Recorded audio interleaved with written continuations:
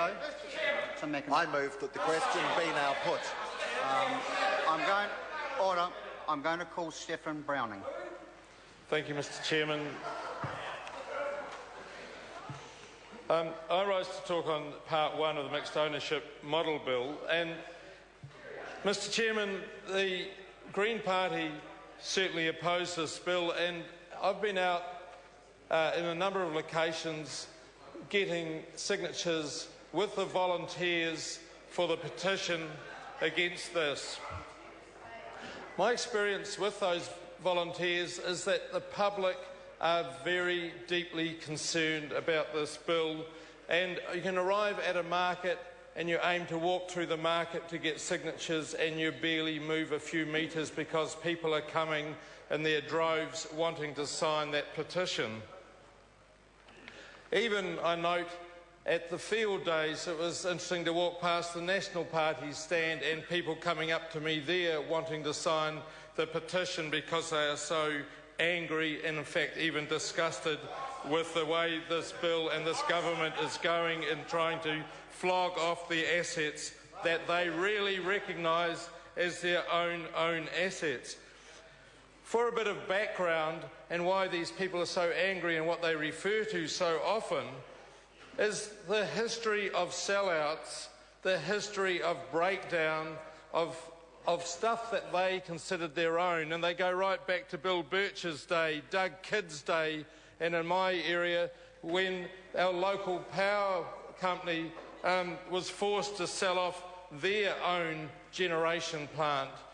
When the Electricity Corporation was split up in a way that we all know made prices rise and took it away from people, in a way setting up for this craziness that's in front of us now. Those same people bring up the issue around the railways and what's happened with the railways, what happened with Petrocorp, and that those people of New Zealand eventually got the railways back in a dilapidated state. And then we saw it with Telecom, with Faye Richwhite, when it disappeared. To mum and dad investors, well, not for too long. But the power companies will be even harder to get back than the railways because we're heading into an era where energy is even more precious and the rewards of keeping it would be much, much greater. Energy is becoming constrained, Petrocorp's gone, and we need to retain our power. I noticed that Trustpower and other generators are holding back on developing their consent approvals for new generation.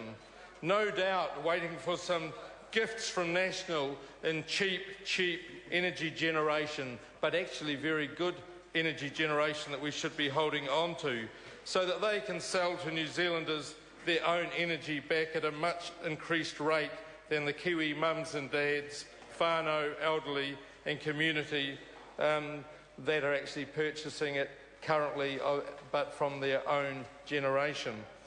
So, Mr. Chairman, there are other aspects of this ownership that we'll cover in the later parts, but that's the background, and that's the volunteers and the people of New Zealand racing to fill those petitions because they want this government to put the brakes on, hear them, give them a chance, and so that they can have an opportunity to convince the government that hasn't listened, that hasn't got the mandate, no matter what they say about the mandate, it hasn't got the mandate, it didn't get that, there's more people voting against asset sales than for, and so these people want another go at that, at convincing the government, and they're going to sign that the petition all the more, and we'll get there and we'll be back.